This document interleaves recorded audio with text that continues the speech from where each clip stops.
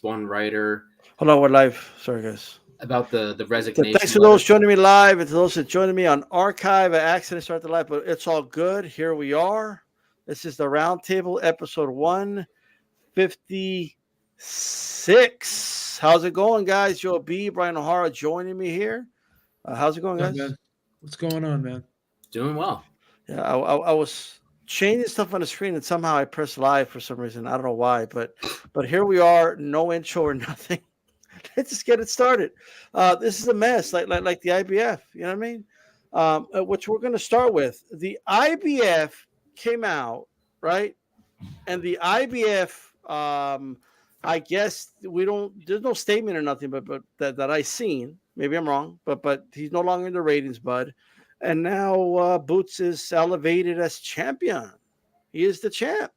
So we no longer have an undisputed champion, Ryan. Well, what are your thoughts? It's kind of disappointing. My thoughts are, this is my calm side, but these sanctioning bodies have been self-serving parasites for decades. Terrence Crawford had no choice. The IBF is saying, well, he didn't pursue an Ennis fight. He can't.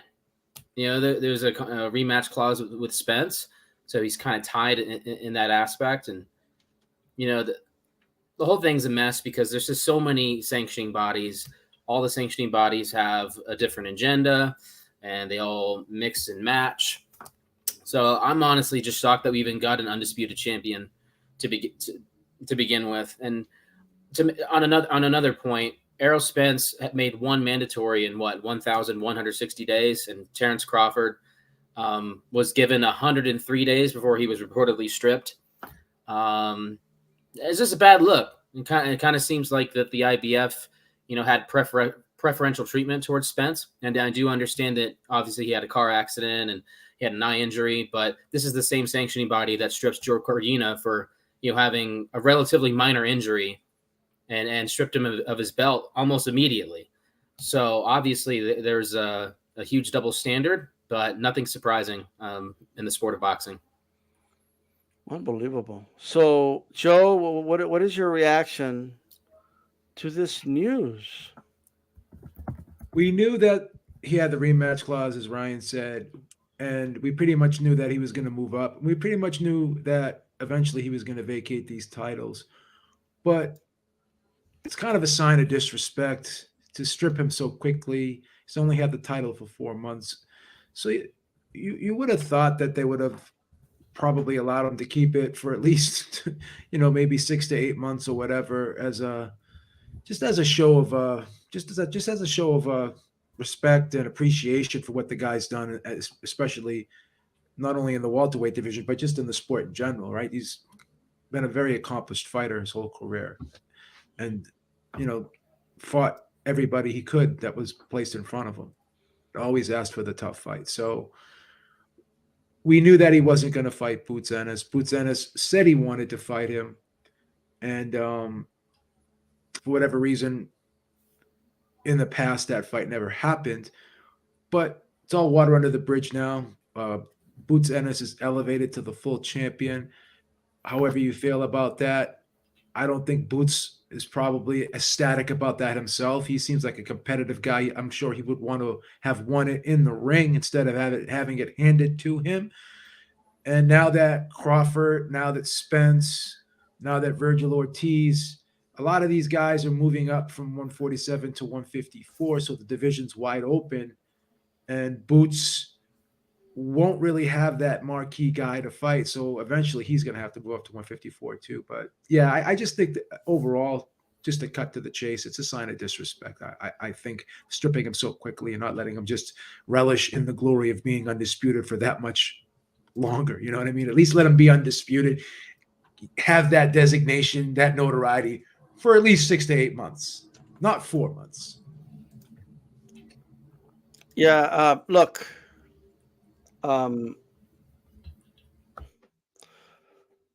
this is bullshit. He barely won the belt, like barely. Like it's I don't understand this whole. Well, you got to pursue the fight with Boots. I mean, where was this pressure for Spence this whole time? Errol Spence was so inactive for long periods of time, even if you go beyond the car crash, like even after that. I mean, give me a break, bro. He came back against Danny Garcia. 15 months later, fought Ugas. 15 months later, came back. I mean, what are we doing here? He just won the belt 3 months ago. Like, I don't understand. Now they're in a hurry. Now they're in a rush. This is stupid. And then you have the WBA wouldn't even send him the belt yet. I mean, what are these fighters paying the sanctioning fees for? You can't do the bare minimum. Get him the belt out there. You can't just give him a moment to like chill for a little bit. Like, what he needs to fight like Boots within 6 months of winning the belt. I mean, this is ridiculous, bro. I haven't seen him enforce this with anybody at this degree. I personally haven't. And I'm not a fan of these guys just getting elevated to champion. I mean, there used to be a time when a guy got stripped or moved up. You know, like I remember when Floyd Mayweather moved up from lightweight, he moved on. They put Castillo and Lascano, and the winner had to fight each. You know, the winner became the champion, but they matched those two guys up against each other. Like, this should not be a norm. Elevating somebody should not be a norm, and it shouldn't happen to this ridiculous degree. The WBO at the very least gave Charlo time to fight Tim Tszyu. They scheduled the fight. It was 6 months out. He got injured. They allowed Tim Tszyu to fight for the interim belt, and they allowed him to defend the interim belt, and they still allowed him more time. And then Charlo decided he officially moved up to fight Canelo, and that's when they elevated Tim Tszyu. Right? I mean, there's a process before somebody says, well, you didn't say anything about Tim Tszyu. It's a totally different situation. Like, it just is. This is crazy. It's very unfortunate. You know, I'm with you. I'm not happy with the direction boxing is going in. You know, I definitely don't like seeing this become a norm. You know, seeing this, we saw this with Devin Haney as well. You know, Gennady Golovkin would be an exception as well, because he was the interim champion, secondary titleist forever, until you know, finally he got his opportunity, and then he was elevated. He was practically given the WBC title when Canelo didn't fight him the first time around, when they initially tried to get that done. So I honestly don't even know what to think. It's disappointing, but if I said I was surprised, you know, I'd be lying to you, because, you know, boxing just tends to do that to us. Yeah, Tony Boswell's asking, yes, he's getting elevated, bro. That's what they're doing. He's already the champ. Woo. He's already, like, just like that. Like, it just did it. Isn't it weird? Like, I don't know, man. Like, I don't. Did you know, Ryan? Is that official? The official reason because he wasn't pursuing an Ennis fight? Yeah, that's what I've heard. Is that, you know, he didn't pursue the fight, so we're gonna strip him. But Crawford can't fight him. I mean, he's literally contractually obligated to fight Spence. So what do you want him to do? What happened to the mandatory process? Like what? Well, the sanctioning, like I said, like when we were off air, these sanctioning bodies are basically self-serving parasites, and they have been for decades. And, you know, they pick and choose when they want to be authoritarians. So what, you know, Jermall Charlo sits out, and we're going to talk about that later in the show, but Jermall Charlo has been inactive for years. Mauricio Suleiman just continues to make excuses for him. Charlo practically insulted the WBC, you know, what was on a live show, and Suleiman tried to claim that it was a misleading statement, that people were commenting or responding to what he said. But the fact of the matter is, Charlo did say those things, and he's still the champion for some reason, even though this next fight with Benavidez is going to be at a catchweight of 163, so he's not even going to fight for the belt. The sport's in a very bad place. Let's just go with that. I don't even know what to say about the IBF. What I will say is this: should at least have a process in place. So like, make it known, he has X amount of time, And if they don't start negotiations, we're going to do a mandatory, right? We're going to make it a mandatory, and you're going to have X amount of time to negotiate. And if you don't, we strip you.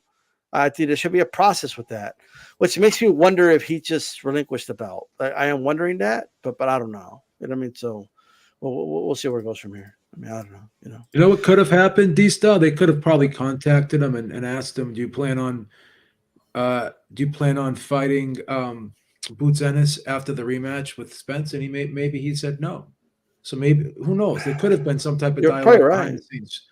But he was pretty vocal saying that he was not going to fight Boots.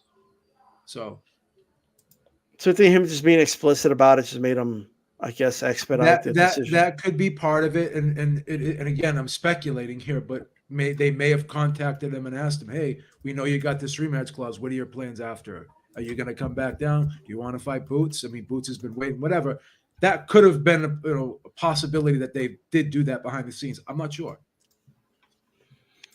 Yeah, I really don't know, to be honest. But I just think it was crazy that they acted so fast. Like, just to let him enjoy being undisputed for a little while. Let him relish that the designation, the title of having that undisputed, name before they announce him. Like, on his title. Like, I kind of feel like if all the boxers, now this is a pipe dream. But if all the boxers got together and formed like this union, and they all agreed like this is going to be the new belt when somebody becomes undisputed, right?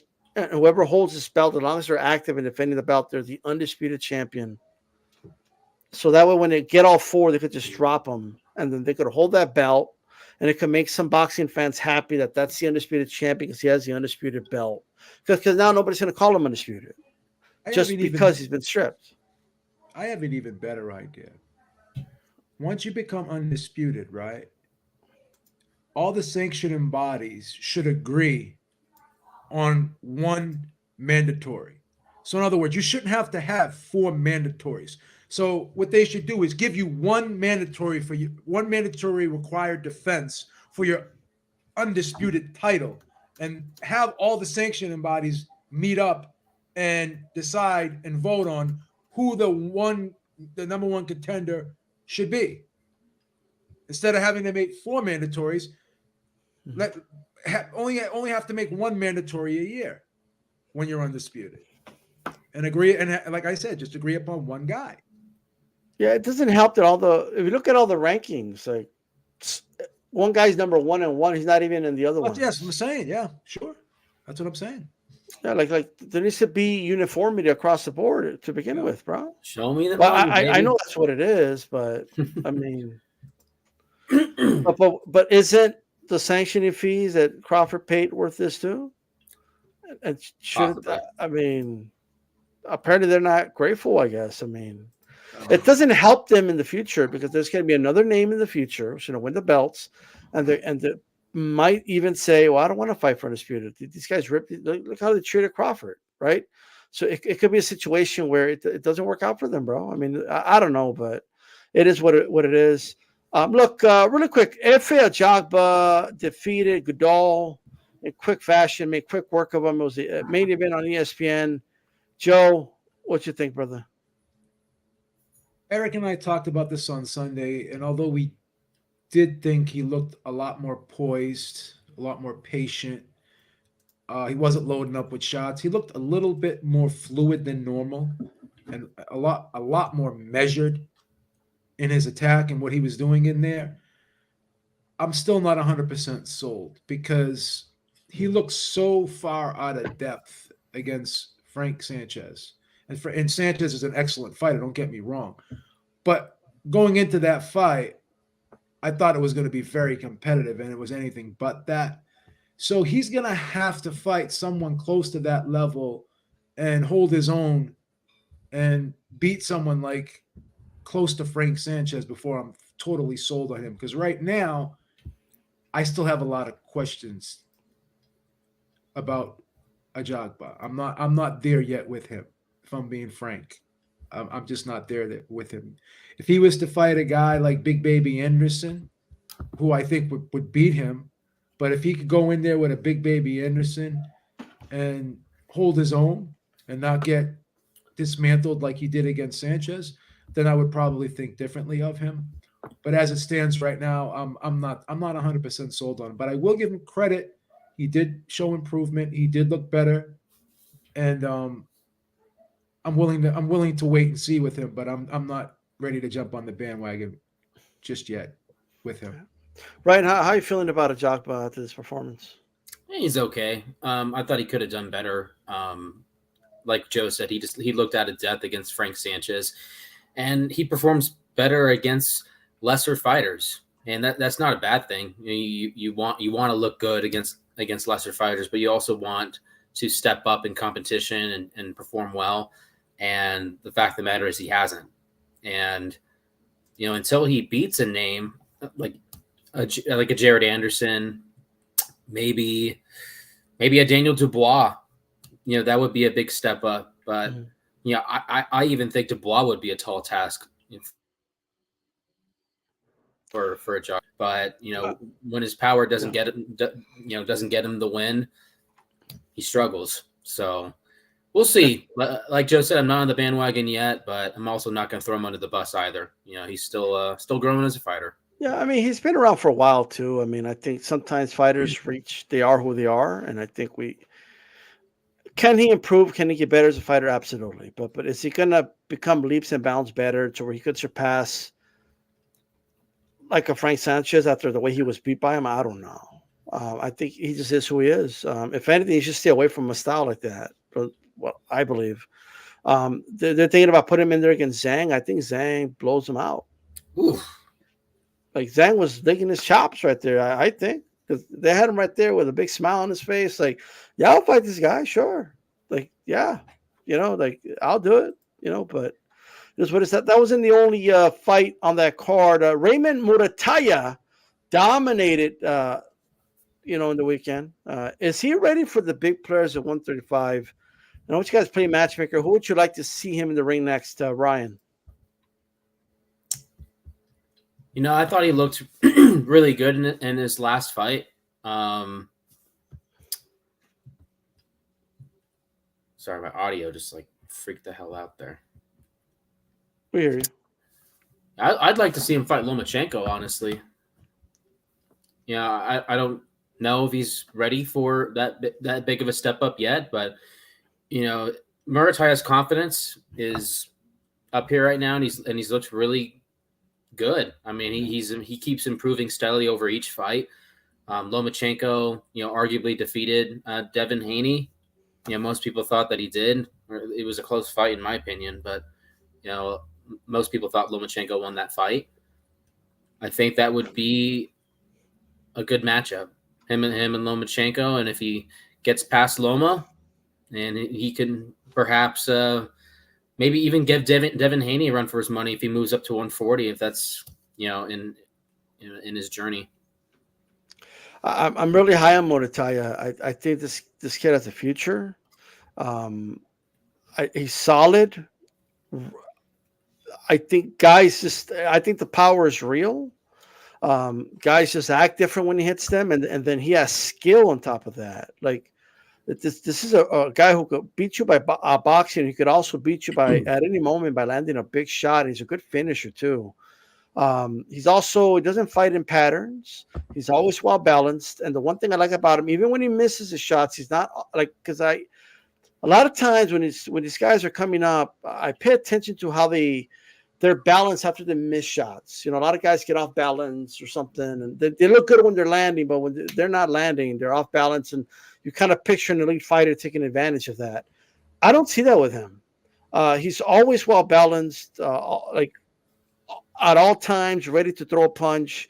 And even when he misses, he's not falling over on himself or nothing like that. He plays his punches together.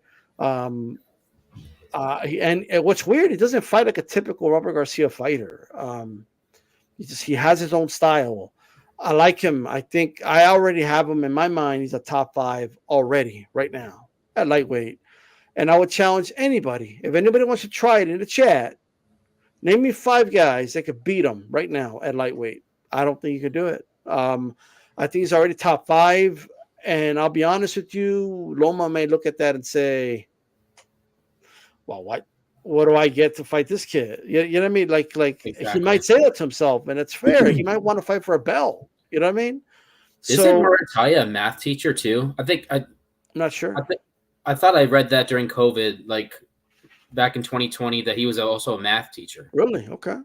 Well, there you Maybe go. I'm wrong, but I was going to say, you know, being a good boxer and a math teacher, you know, that might be helpful, you know, as far Making from a calculations in your geometric, head, like ring IQ, like viewpoint.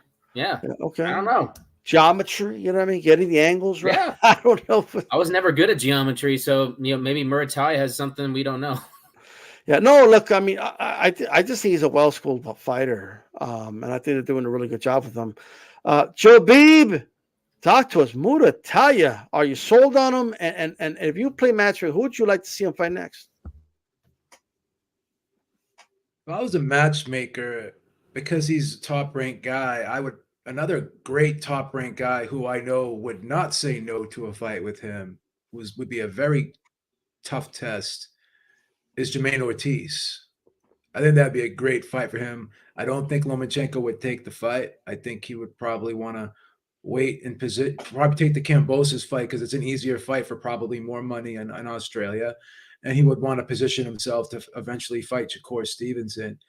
Muratalla definitely could be a potential opponent for Shakur Stevenson down the road, but why not give him a few more fights, let him sharpen up even more, and that way he'll give Shakur Stevenson a very tough fight, and he'll be at his very best, and he'll have an opportunity to position himself to actually win the fight and not just compete, right? So,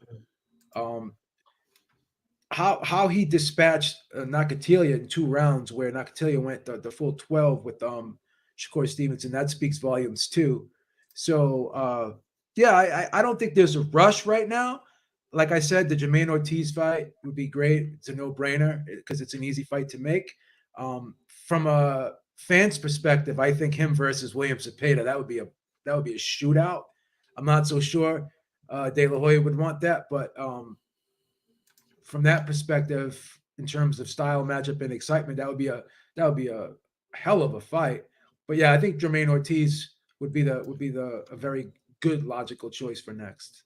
It's me. Look, he's another thing. He's active 4 times in 1 rolling year.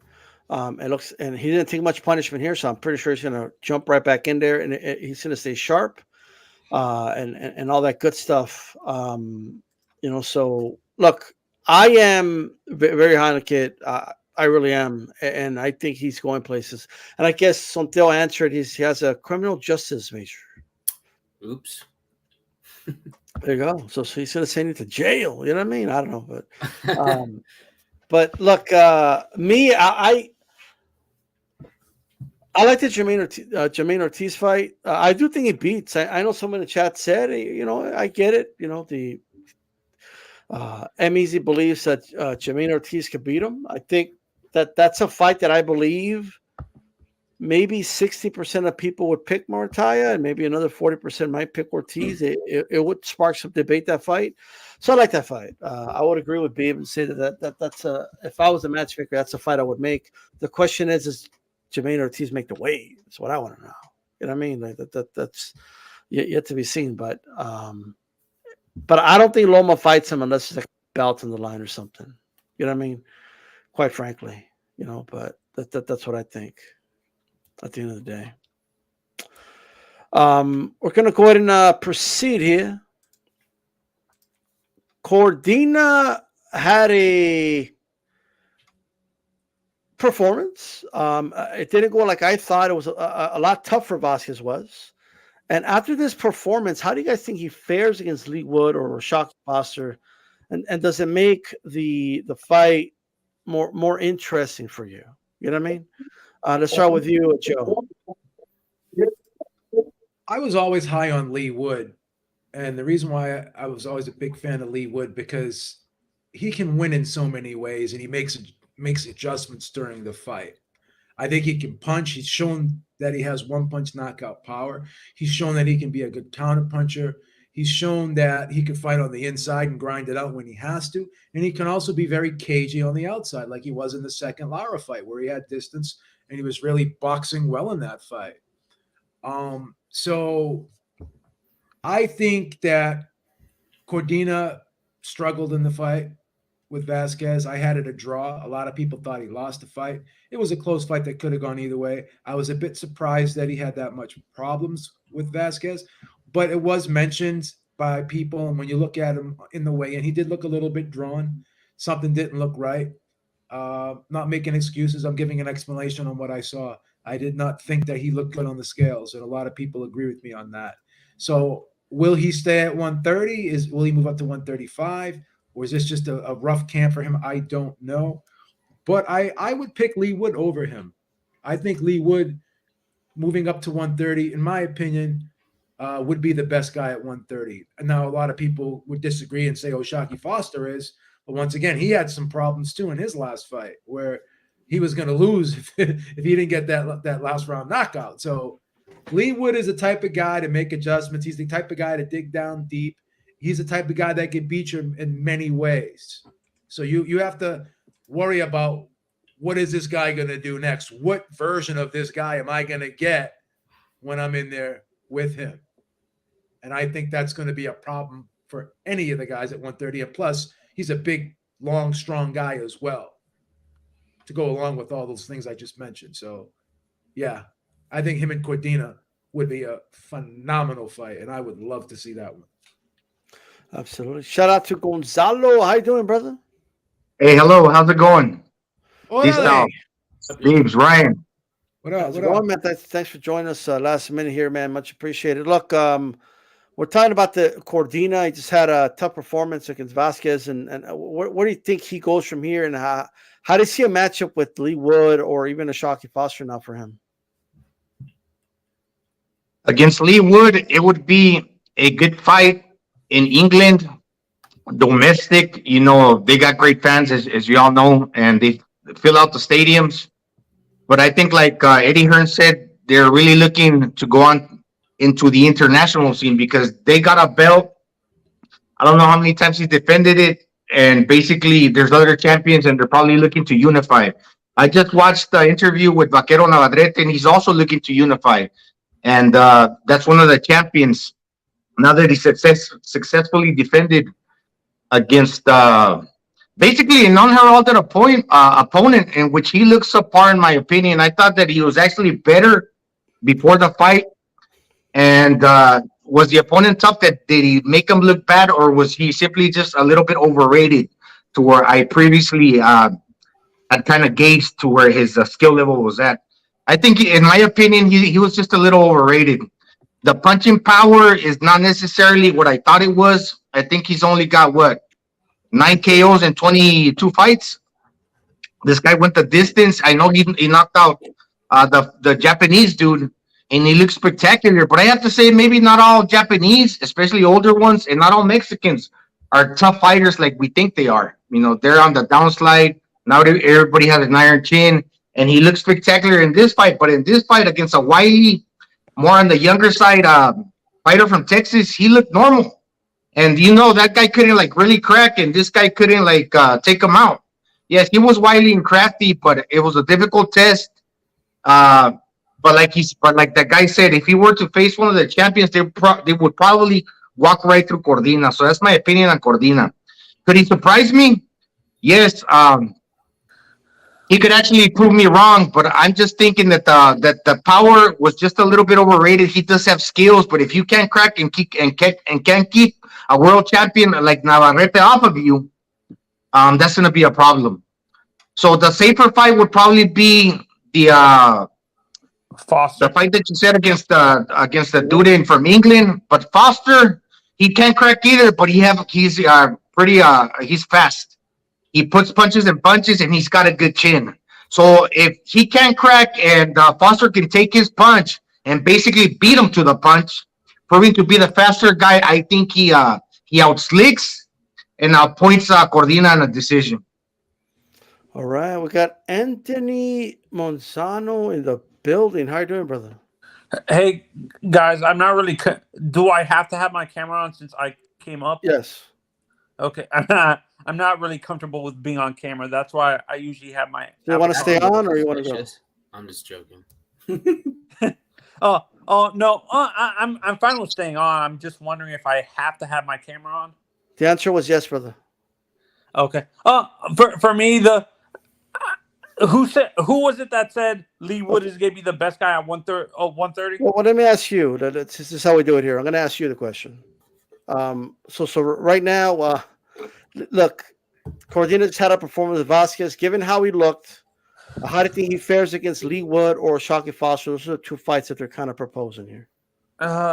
For me, I think Lee Wood needs to be doing an acclimation fight to 130 before he gets into the guys who are naturally 130. To be honest, I think it would be Foster over Lee Wood right now, because Lee Wood needs to be comfortable, have to have 2 or 3 acclimation fights at one. There's weight classes for a reason to me, and I don't really think it's a smart move to go right away into a naturally 130 fighting a 130 fighter. Great points, brother. Great points. Ryan O'Hara, what do you think, man? After this performance, how things like? What are you feeling about it? How he's going to look against Lee Wood and Shockey Foster? Has your mind changed? Yeah, I honestly think Cordina would get beaten by most of the top guys. I think Foster would beat him. As far as the fight with Vazquez went, I thought Vazquez edged it, by a point. It was that close of a fight. It shouldn't have been that close. But as Joe mentioned, I thought he looked a little bit drawn on the scales. It looked like he was a little bit overtrained. If you've ever watched his Instagram videos, the guy goes hard all the time. I don't think he ever lets up.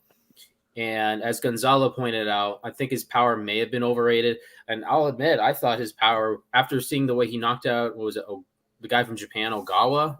Was that his name? Yeah, Kanishi Ogawa. I nailed it. Ogawa. Yeah, after that, I was like, man, this guy's the real deal. In my head, I didn't say that publicly.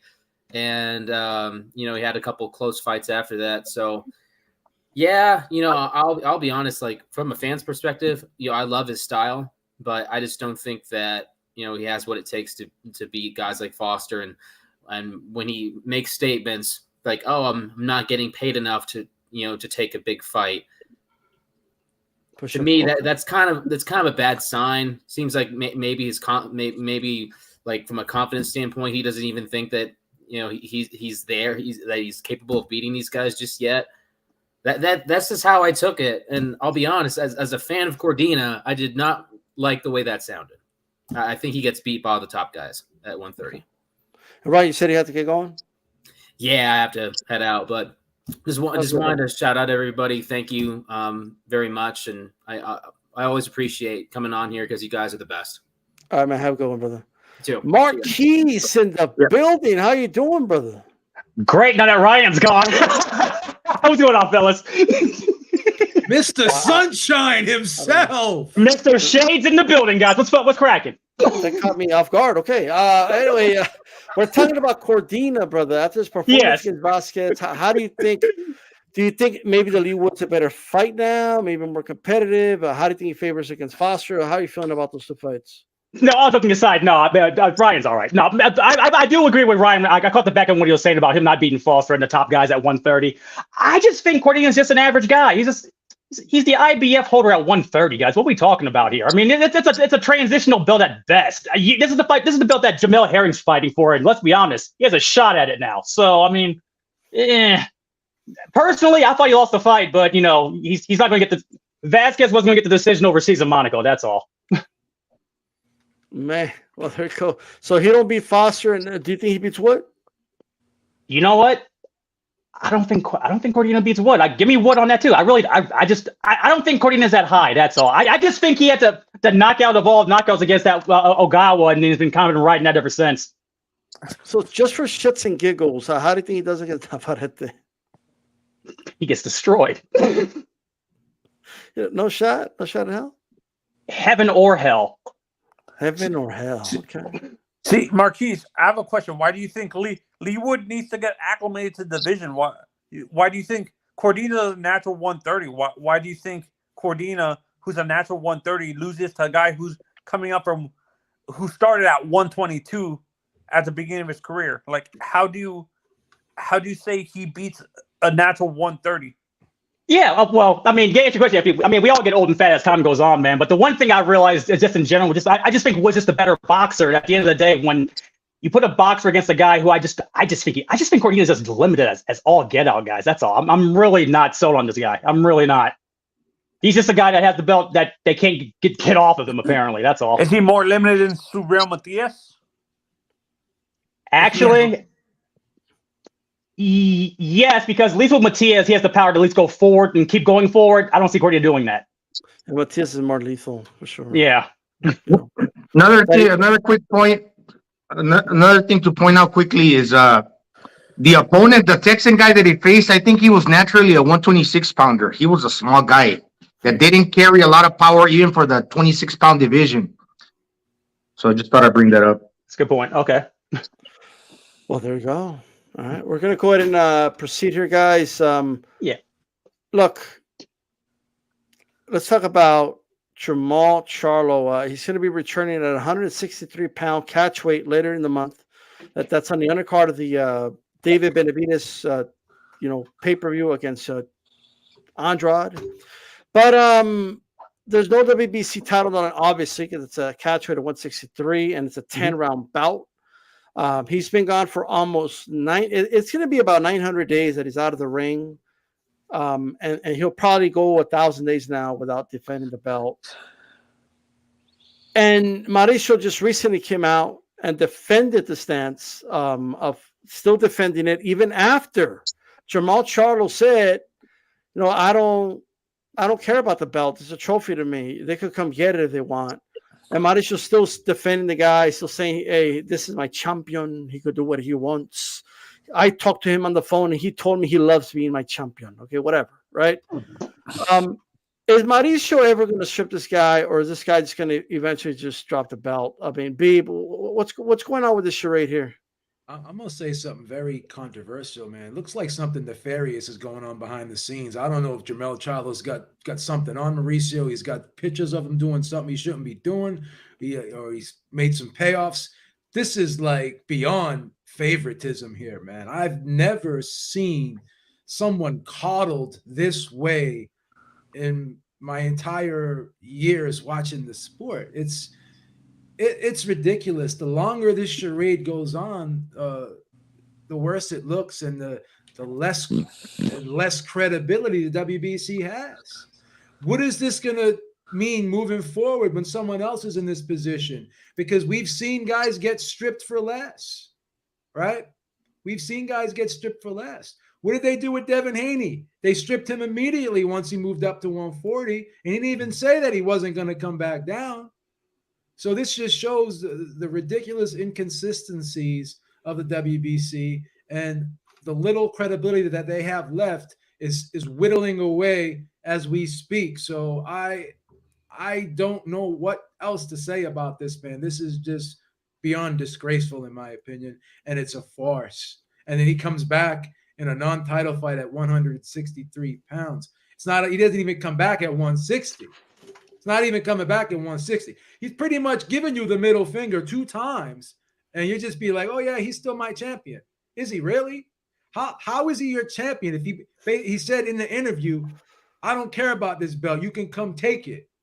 Really? Okay. I don't know what he's saying behind the scenes, but I sure as hell know what he's saying on camera, and that's what counts. Yeah. How about the middle finger 3 times with the nappy hair? That's like a triple fuck you. Yeah, that's the Beavis and Butt. I'll let you go there. Yeah, the Beavis and Butthead hairdo. But look, Marquise, Mauricio saying that Keith Idec was taking him out of context. Yeah, about that. It's hard to be taking context, D-Style, when you can go to the PBC's website and it's on the YouTube channel at the 24-22 mark where I'm calling it a trophy. I mean, maybe Mauricio's deaf all of a sudden. Maybe he's still, as Joe mentioned, probably still full of shit. Like I'm assuming he is, because he is full of shit. Then the problem is, guys, is that no one can do anything about this, either to check clear that or whatever have you, because at the end of the day, Charlo's not going to defend his belt in the future. If he's not fighting at, if he's not facing Jose Benavidez at 160, who's he going to face at 160? Selecki? I mean, what are we waiting for here? Casperetta? I mean, what are we waiting on at this point? Adames? He's not fighting these people. So at some point, these sanctioning bodies, any of them, may actually want to do their jobs here. But you know, it's all a dog and pony show, and Mauricio Mauricio unfortunately has the great task of, you know, trying to protect the honor of the World Boxing Council, whatever that means in English. So I mean, it's whatever. It's a farce, guys. It's garbage. It really is. He's defending his honor from everybody except Jermall. You know, Jermall could give him the middle finger all day. He doesn't care about that honor. And it came out of Jermall's mouth, so it's like, what are you doing here? Gonzalo, it's going to be over 900 days, and this guy has not defended his belt, and he's going to come back after being gone that long, fighting at a catchweight. What are your thoughts that they still haven't stripped this guy, even after he said what he said on camera about the belt?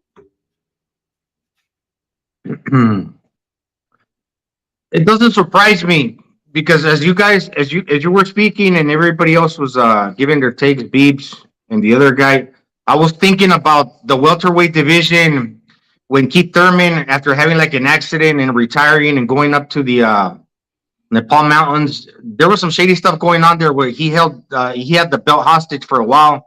Then Errol Spence did the same thing too with the shenanigans, the whole car accident, and I understand. I was thinking about Deontay Wilder. How many title defenses did he have? I think only one during his whole 9 or 10 title fight reign. So it doesn't surprise me. I wouldn't put it beyond Mauricio Suleiman, 900 days. Now that's really going to reflect in his performance, because, you know, I know that Jose Benavidez has got a peg leg, but maybe in the beginning he wasn't used to fighting like that. There's been pro boxers that had bad legs before, and they had to learn how to adjust to fight in that new style, given their limitations.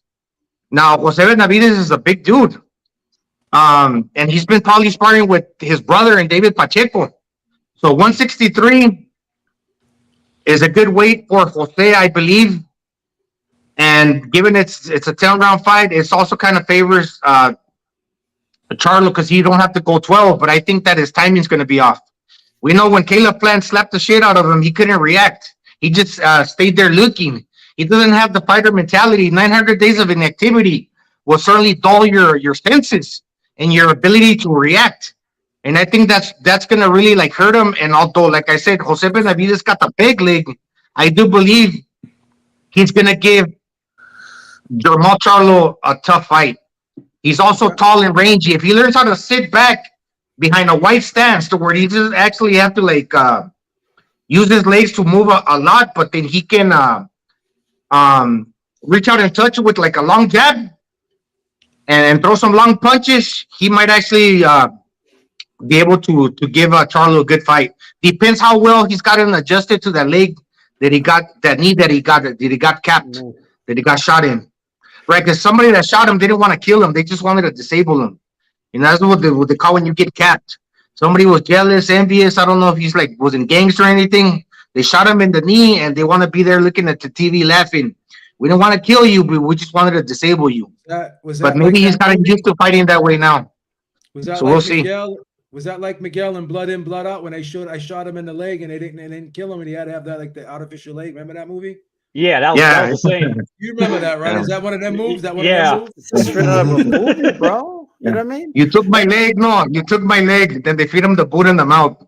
Man, and now I'm rooting for Jose because I'm thinking of those dudes that shot him. You know what I mean? I'm like, you know, by the way, he reminds me of like my older cousins, like when I was a kid, because he was telling Jermall like he's like, don't bring up your fucking mental health, pussy. Like you know what I mean? Like that's how my cousin would talk to me when I was a kid. Like I was complaining about shit.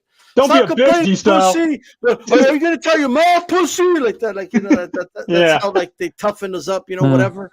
Hey, Anthony, it's gonna be 900 days, and this guy has not defended his belt. He's coming back at 163.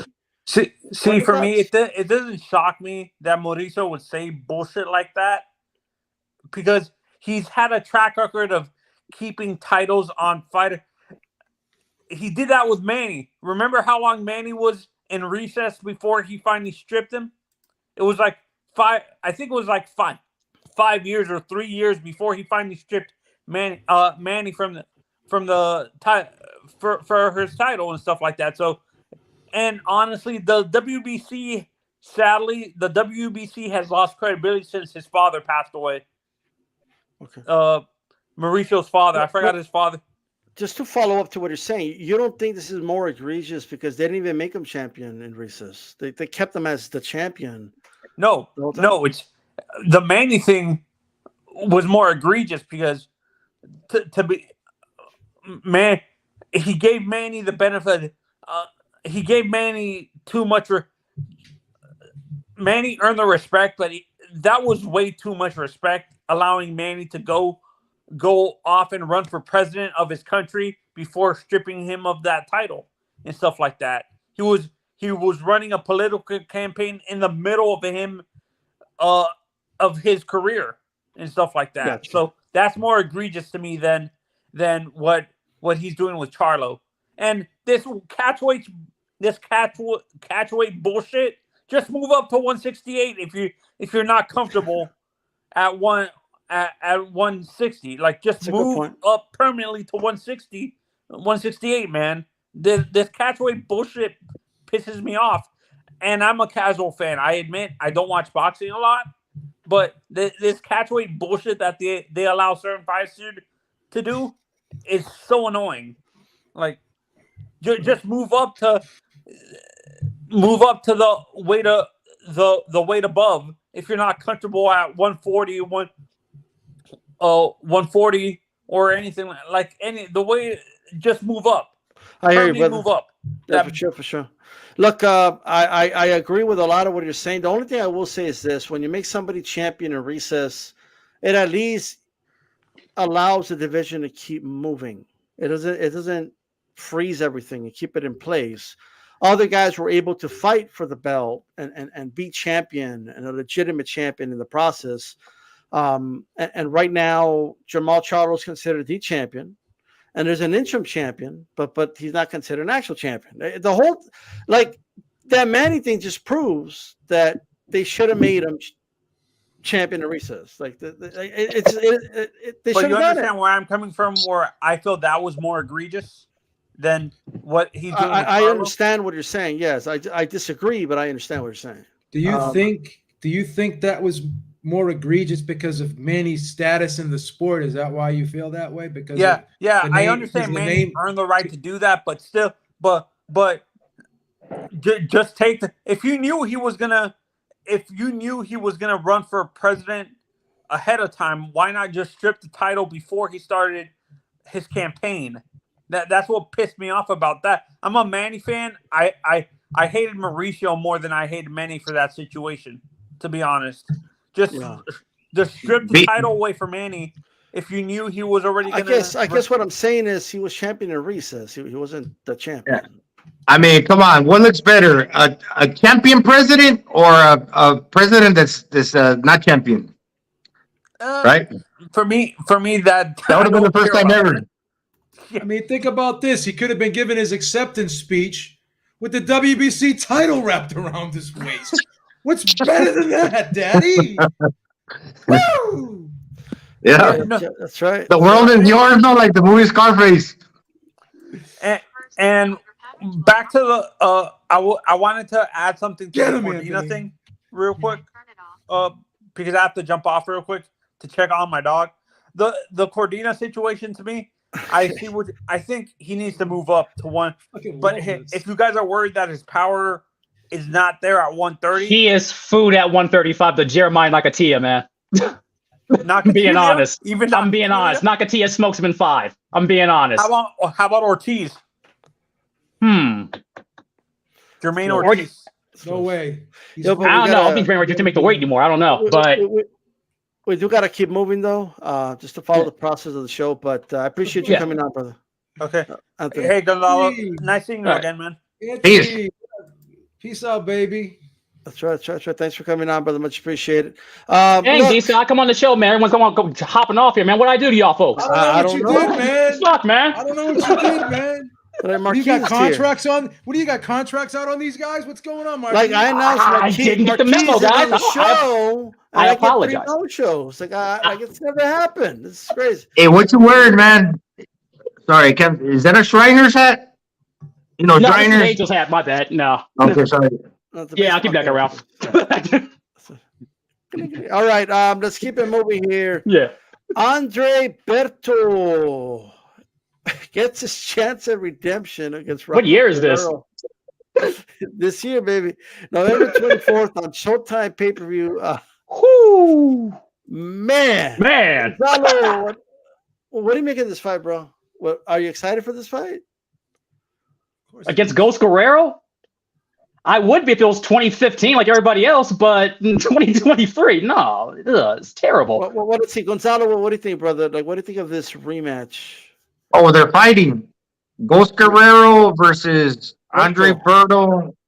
They fought one time already. I can't quite recall the fight, how I played. I just watched Andre Berto versus Soto Caras about a week ago. I mean, they're probably looking just to get a payday, right? They're probably broke or something, and they're trying to cash in. That's this entire pay-per-view card, guys. Because they're retired, so yeah. I mean, they've been retired for what, half a decade?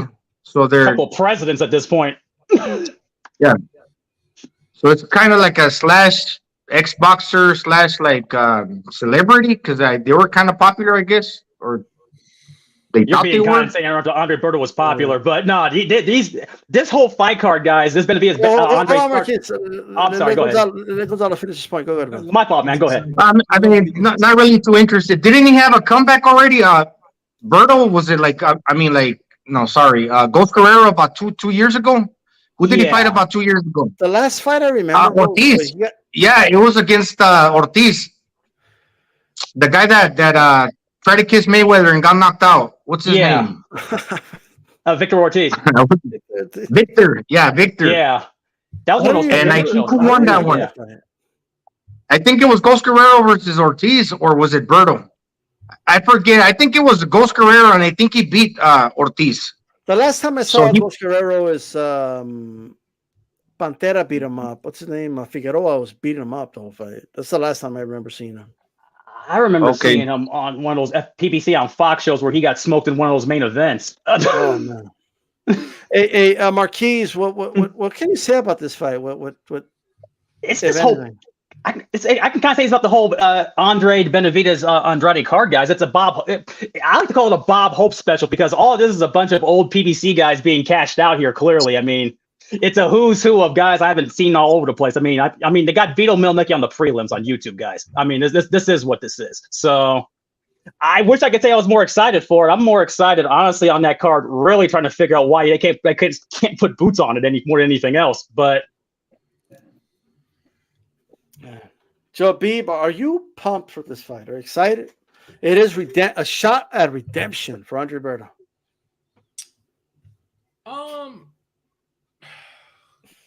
Both guys are probably at the same level right now. You know what I mean? So it's not like it's a mismatch. One guy's up here and one guy's down there. So I always say, a lot of times people will look at two guys and they'll say, well, these guys aren't the most skilled guys in the world, or these guys are past their prime, or these guys have been out for a while. But if both guys are in a similar situation, a lot of times these are the types of fights where you get a pretty good fight. And because of these two styles, both guys are aggressive. Both guys like to mix it up. They're very offensive minded. And because of the time out of the ring, and because they're past their prime, they're going to be flawed. And when the flaws are going to make the fight entertaining because of the opportunities for both men. So as crazy as this may sound, this could end up turning out to be a pretty decent fight, as ridiculous as that sounds. Okay. So with that being said, Robert Guerrero will win this fight by split decision. All right. Okay. I'm going to remind, I know Gonzalo said he can't remember the fight. That's the fight where Andre Berto came out and he tried to do the Mayweather defense with the elbow out. Like it was the most bizarre. And then Guerrero just hit him with a straight, like boom, down the pipe and knocked him down. Yeah. And Guerrero made it ugly. And that's when Berto had those like bug eyes. Like his eyes looked like they were swollen. I don't know if that refreshed your memory, but Yeah, he looked like Rocket Raccoon from the Guardians. It's of the interesting You like that one? how Robert Guerrero has a double end back, but he hangs it horizontally. So I can see how he practices those straight punches on a double end with the two bungees, but instead of having it vertically, I've seen him hit it where it's like tethered sideways, horizontally. I just remembered that. That's interesting. well, that was at the time that win got him the Mayweather sweepstakes. So but that's how long it's been. That's crazy. Jesus Christ. Long time ago, guys. Long time ago. Man. So, look, the circus is showing up to boxing. Okay, so Jake Paul is set to return against Andre August, who's 10-1. This fight will be later in the year. He says he wants to rise up the ranks and in a serious way to become world champion in the future. So he's going to start fighting some of these prospects and work his way up. That's what he said in the statement. This might be the first fight in a long time that I don't really have much critical to say. It looks like it's not going to be pay-per-view. He's fighting someone at his level, more or less, right? At least record-wise. Kind of similar to what people were saying. They're around the same level, so it makes sense. And if he beats this guy, then he could gradually start moving up the ranks, and we'll have a better idea of how good he is, because right now we really don't know. Like, I think Tommy, no offense to Beeb, I know you love the Fury family, but I'm not that impressed with Tommy. Like, I've never been impressed with him. So Tommy beating him, what does that mean? Does that mean Jake is trash, or does that mean Jake is really decent? I don't know what that means. So now he's going to fight another dude that's 10-1. I saw the opponents. I'll be honest, they're not that impressive, but that's okay. Jake Paul is still a novice. Like, it's not. I'm not expecting him to go into it better. You know what I mean? So, and if he's ever gonna try to become world champion, he wants to, work his way up the ranks. So, Joe Habib, what do you make of this fight? Well, what are your thoughts on this? And not paper. You don't have to buy it, by the way. This fight checks all the boxes for Jake Paul at this point in his career. He's been a pro 3 years, right? Had his first 10-round fight against Nate Diaz, right? So he's been working his way up the ladder. And I have nothing bad. I'm in the same boat as you. I have zero negative things to say about this fight. This guy's 10-1. He's got 5 knockouts. They probably scouted him well. And they're looking at this guy that he's probably could be a little cagey in spots for Jake, but maybe not a monstrous puncher, right? And this is a good test for Jake. It's a good step up in the ladder, in my opinion. One bad thing I don't like about it is it's going to only be 8 rounds. I would have liked to see Jake stay with the 10 rounders just to make that, that progress moving forward, to continue with that progress, continue to step up, continue to climb the ladder. But 8 rounds, it's better than, I'll take it, right? But yeah, it's a good fight. I have no problem with it. By the way, Beep, his opponent's never done more than 6 rounds. Okay, so that's probably why it's 8 then. That's probably why, yeah. All right, fair enough. Marquise, what do you make of this? Is this still more of a show? Are you impressed? Are you indifferent? Well, how do you feel about it? Pretty indifferent, guys. I'm gonna be honest with you. It's a December club show in Orlando, Florida, on December, and he's fighting a 10-1 guy that we have all had the box rec research on. So I mean, we're good to go on all this. So yeah, I'm just glad it's free. I mean, well, free behind the DAZN paywall. But hopefully the DAZN server will work this time, and we get an actual feed for the whole fight. I mean, who knows? So you don't are you critical of it at all? Any criticisms? Honestly, with this, no, because it's a throwaway club show, and it's a fight. It's a get back fight for Jake Paul. I mean, let's be honest, he just lost to Tommy Fury. He was going to find some can or some guy. I'd like to call it an opponent, and they found this guy. Props to August. I mean, I hope he shows up. That's all I could ask for. Otherwise, he's going to be part of the Jake Paul Hook from a Hell knockout club. That's all. Gonzalo, I know Beeb said they probably scouted him well. I'm sure they did. I'm sure he's there to lose. I'm sure he's there to make Jake Paul look good. However, this is what all the prospects do, don't they? Like, look at Richard Torres. They're throwing him in there with, like, dudes I never heard of just so he can knock him out silly. So why can't Jake Paul do this? Do you have any criticisms for this fight or praise or indifferent? How do you feel about it? Well, supposedly this guy's a legitimate boxer, right? He's a cruiserweight, the opponent. Yeah. Forget his name, but yeah, he is 10 wins, 1 loss with 5 knockouts. Now, he lost by knockout. He's been knocked out before. So what I'm thinking, Jake Paul's team, because like you guys said, they do their research. Obviously, everybody does. They're banking on their right hand. They see that he's vulnerable to getting caught with a big punch because he's been knocked out before. So they basically did their homework and see, okay, then they saw, okay, maybe he's not the most mobile guy. He'll sit there in the pocket, and we can land our right hand on him. The Jake Paul team. So I mean, what can I say about that? Jake Paul himself, how many fights he's got? He's got 7 fights. 7 fights. And he's lost 1, and his knockout percentage is actually going down. So how big is that right hand really? Because he's fought a lot of debutants, and when he stepped up to actually fight a legitimate boxer, quote unquote, in Tommy Fury, he didn't knock that dude out, and we saw that he didn't knock out Nate Diaz either. So he's got 7 fights with 4 KOs. Yes, and obviously, like I said, he can catch you if you're there to be hit, where his feet are planted and you're not moving a whole hell of a lot, then he can catch you clean with a big right hand.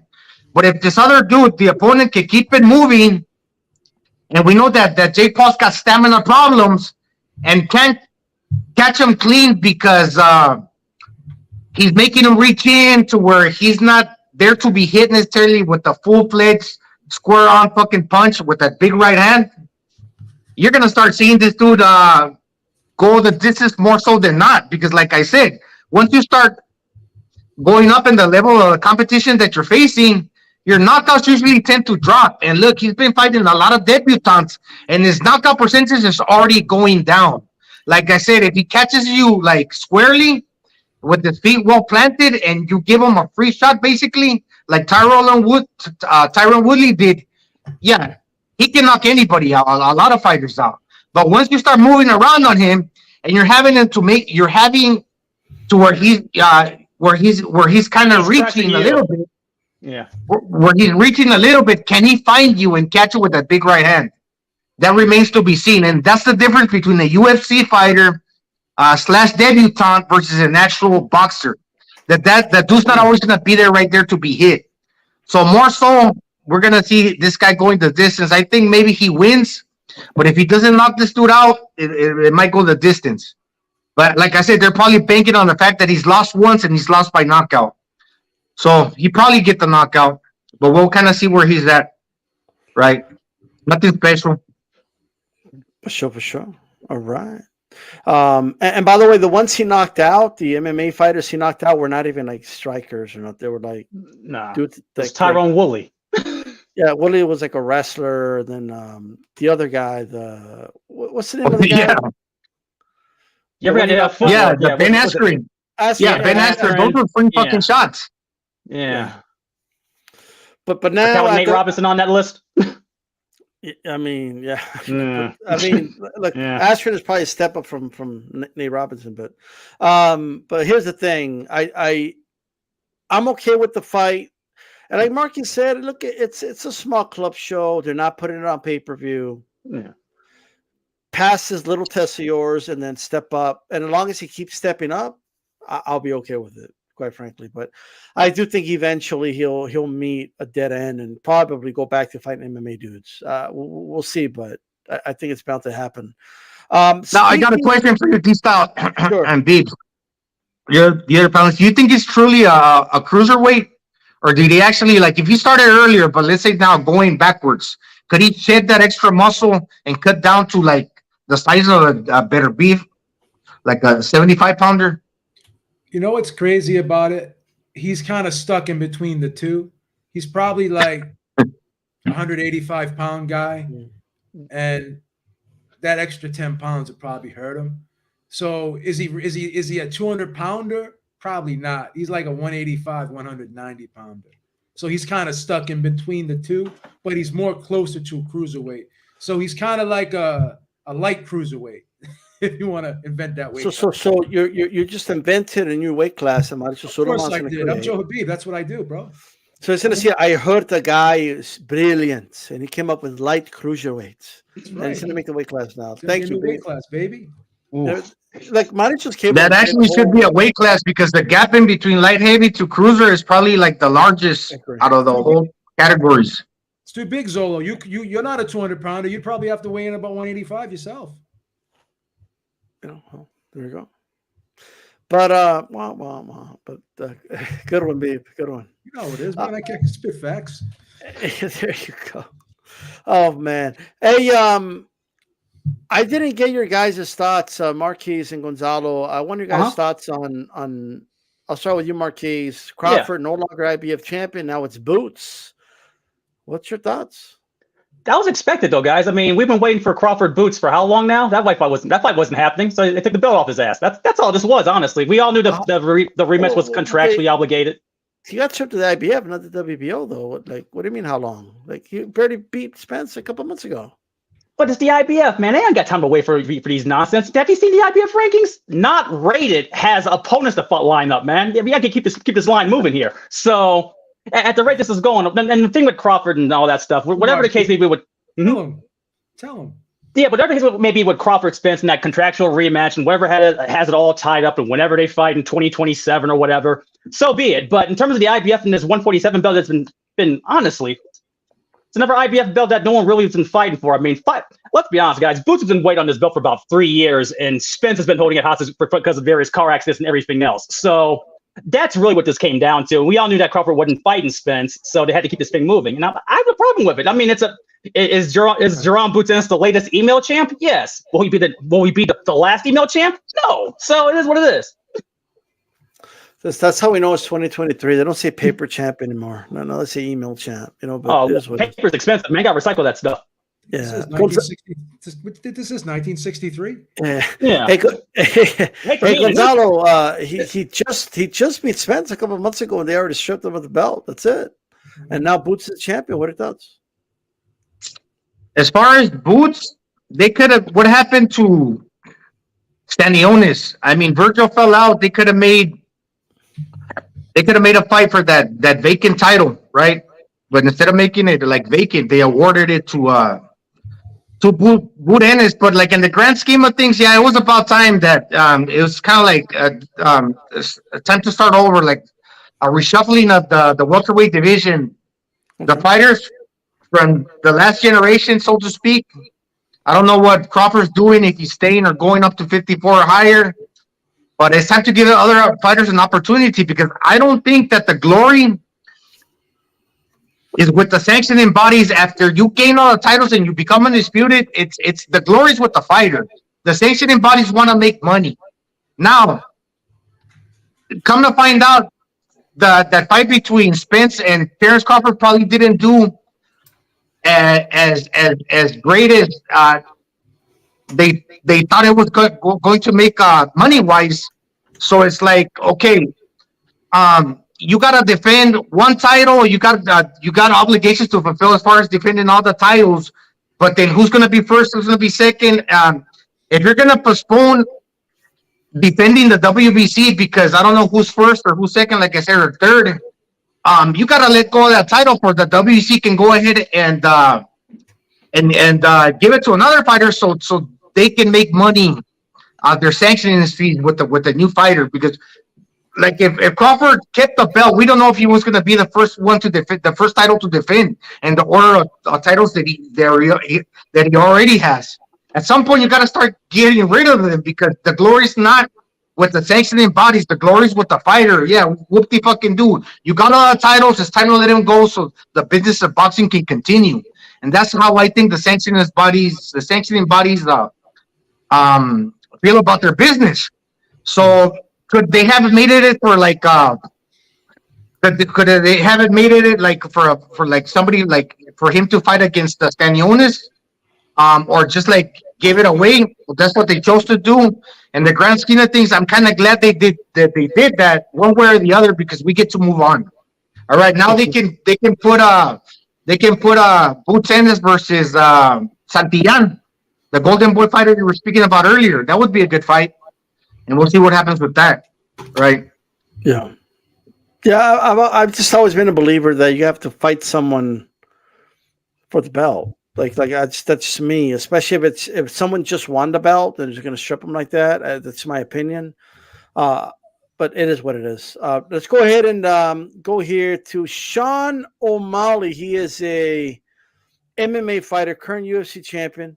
He was on the MMA Hour with Ariel Helwani. He says he does want to box one day, but he did state that he talked to the UFC or whoever that is. I'm guessing Dana White, but whoever UFC is, he spoke to them. And they told him, no, we're not going to do Haney because Haney's not a big name. Nobody knows who he is. We're not going to do Shakur. Nobody knows who Shakur Stevenson is. But if we do it, has to be a big event. And he brought up Ryan Garcia's name.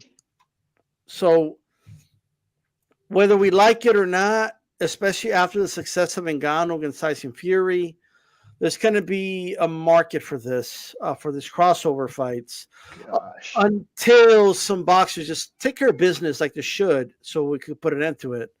But does a Ryan Garcia versus Sean O'Malley fight have any real legs to it? And before anybody scoffs and says, "Oh hell no," remember we just saw. Well, we saw two weekends ago, and a couple years ago, we did see Floyd versus Conor. When those fights were first talked about, nobody believed it could happen. But here we are.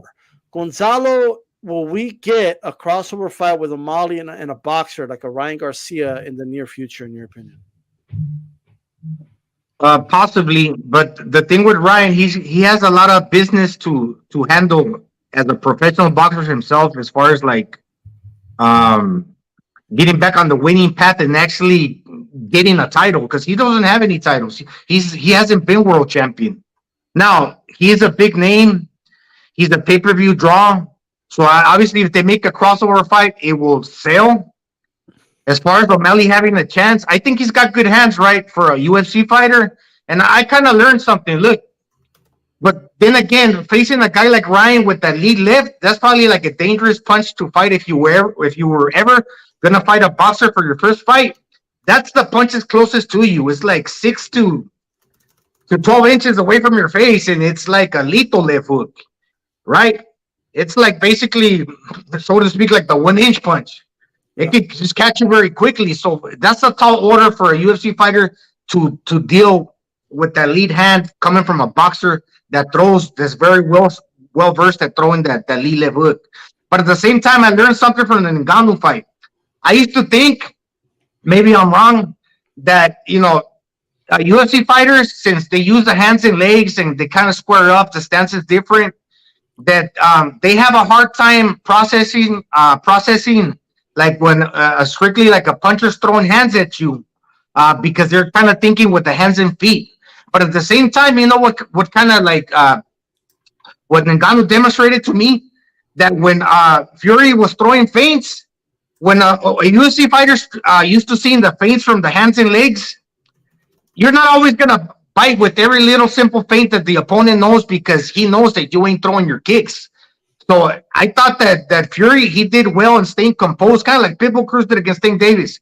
He wasn't biting on the fucking jitteriness of Tyson Fury, because he knew, okay, maybe before I'm used to seeing other dudes throw kicks and fucking hands and elbows. Now this dude's strictly throwing punches, and he's trying to feint himself in, and I'm only my scope of vision is totally focused on the hands, because I know that nothing else is coming.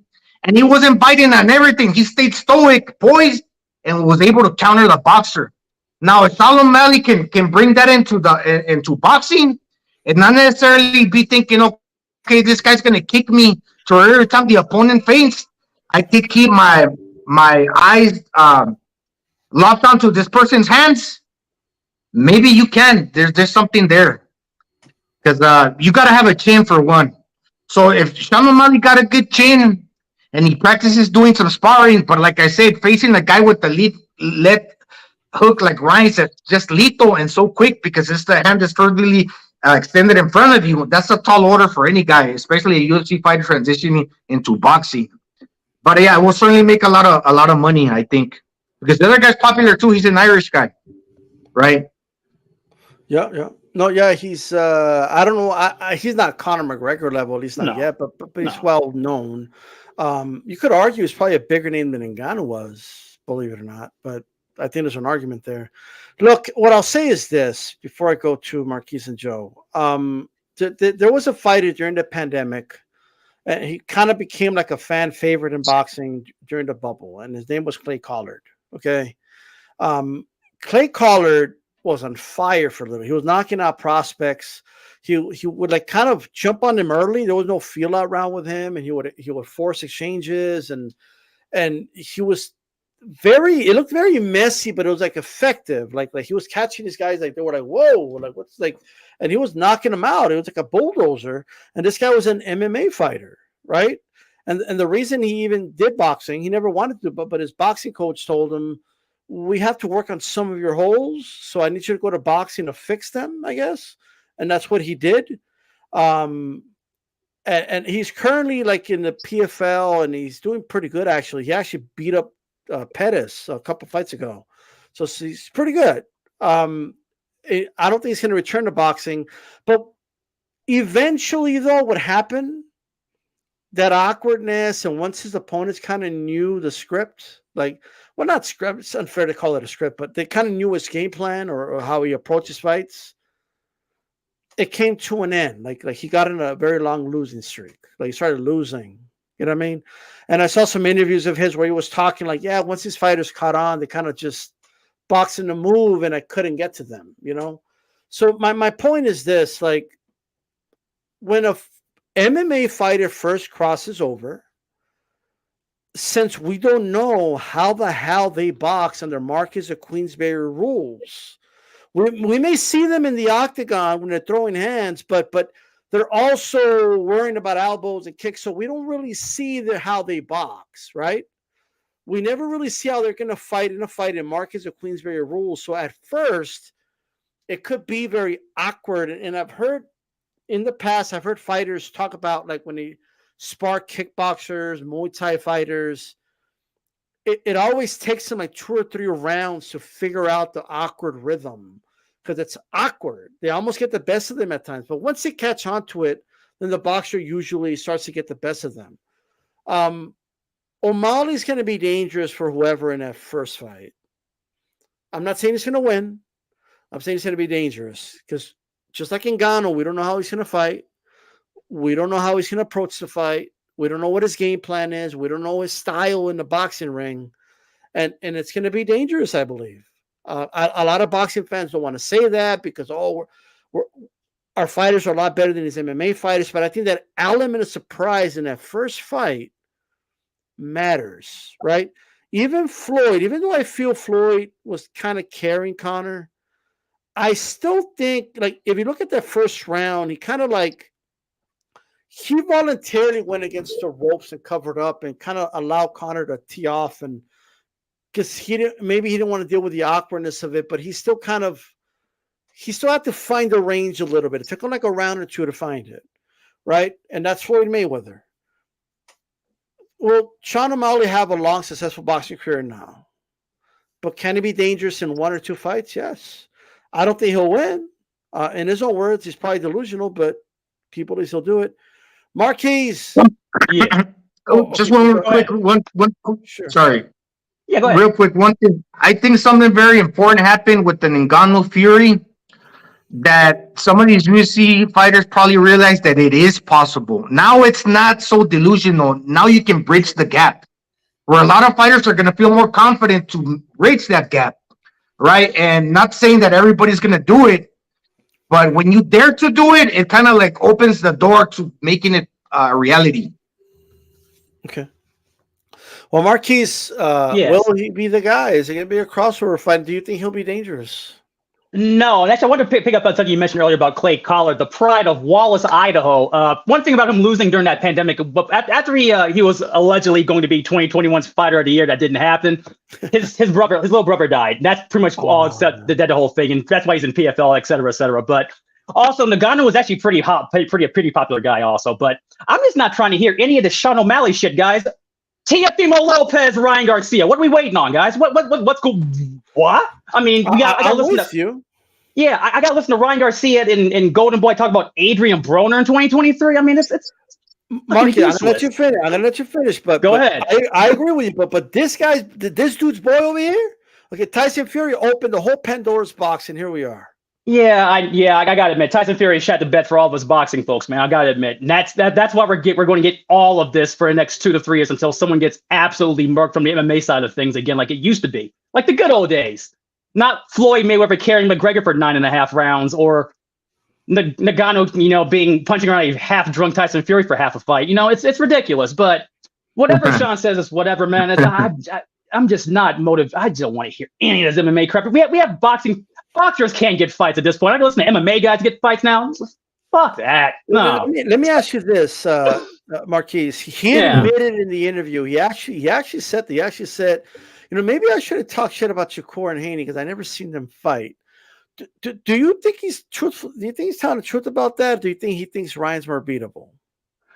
I'm assuming he's going for the biggest name in the fish here, and Ryan's the biggest name out of all of them. I get what he's doing. It's marketing 101 and clout chase 101, guys. This is no different than that Misfits doofus that was trying to challenge Andre Ward. It's like, come on, what are we doing here? It's the same nonsense. I just don't want to hear it, man. Boxers can't get fights, guys. I don't want to hear these UFC rejects trying to cash in either. We have an MMA fan that's saying he'll root for Ryan to knock him out. He don't like Sean O'Malley. You know what I mean? Yeah. That was a lot of boxing fans with Fury. But it is what it is. Hey, Joe, do you think there's something to it that we've seen guys like Clay Collard have success, right? Now, he stayed long enough and they eventually figured him out. But O'Malley could come in one fight, Joe, one fight. Can he make some noise? Is he a threat to maybe a Ryan Garcia? One thing we learned 2 weeks ago is if we take our eyes off the ball, what's supposed to happen doesn't always happen, right? That was a wake-up call 2 weeks ago. And because of that, boxers are going to want to try to show these MMA guys up. They're going to be looking for some get back on behalf of Tyson Fury. I don't know. These crossover fights work. For some reason, they seem to work. Floyd Mayweather opened up the doors with Conor McGregor. And ever since then, we've continued to have them. And I don't think it's not like it's gonna be like a regular thing, but every now and then I think, maybe we'll have one every so often. And Sean O'Malley, after that last performance, he's really made a name for himself, right? And he's shown that he could strike. So him versus Ryan's very vulnerable, man. Ryan gets hit. Ryan's not consistent, man. He's not consistent. So to sit there and say that this guy can't hurt Ryan, this guy can't hit Ryan, I don't know, man. I don't know. I think him versus Ryan would be intriguing. I don't hate it. But him versus Devin or him versus Shakur, they know what time it is. They know he can't beat those guys. But Ryan, hell yeah. Ryan's shown vulnerability his whole career, man. Ryan's not that perfect textbook boxer himself. So Sean O'Malley versus Ryan, I don't hate it. Sign me up. All right. Hey, Pugilist Design, how's it going? The good fight for Ennis should be easy to make, especially for a title. Potaev, Mean Machine, or Stanionis would be entertaining. Why would they say no? I agree with all those are great fights. They got paid the IBF sanctioning fees, though, guys. That's why number 2 and number 3 are not rated. Damn, that's crazy. But I like the Mean Machine fight, believe it or not. I think that's a good fight for Boots Ennis, and I think it'll show us more about Boots, if I'm honest. But there we go. Hey, Ryan O'Hara is back. I think Marquis lost his intimidation. Hey, what's up, Ryan? Finally. Good to see you again. Had to reprogram the entire computer system because someone decided to download movies from Korea. Oh, Thanks, wow. Joe. All good. So what have I missed? So we're talking about Sean O'Malley saying that the UFC's told him, look, we're not going to do David Haney's record. No one knows who they are. But Ryan's a big name who could potentially do that fight. And in the past, we would say, no way this fight even happens or gets entertained. But after what's happened 2 weeks ago, I think these fights, the door has been open for these type of fights. Do you think Sean O'Malley will be the next crossover guy to come over to fight one of these boxers, maybe like a Ryan Garcia? I think so. He's got talent and he's very charismatic. And, I've always been kind of against the crossover fights. As I'm kind of I'm a young guy, but I'm kind of a hardcore and I'm not really for it. But I saw something interesting on Twitter earlier. I don't really call it X, but it was I think it was comparing analytics when people were talking about, someone mentioned, like they mentioned Sean O'Malley with Devin Haney and Shakur Stevenson, but when they mentioned Sean O'Malley and Ryan Garcia, the analytics of that tweet, huge. It was a massive difference. When I saw that, I was like, all right, if I'm a business guy and I see that, I'm like, all right, now we're talking. This is going to generate some numbers. So, from a business perspective, I think it's going to be good because I think O'Malley has some talent. And after what we saw with, Fury and Ngannou, why not? I mean, if that's what we have to do to get boxing back on track, so be it. Heck, maybe I can jump into the ring. You'll buy it. You'll buy it. You'll buy the pay-per-view. Huh? You'll buy that pay-per-view, Ryan versus Matt. That's a no. Would I buy it? You'll buy it. Yeah, You'll buy it. why not? So I want to go in your eyes. I know you'd buy it. We're going to go around the panel one more time, and I'm going to ask this question. Like,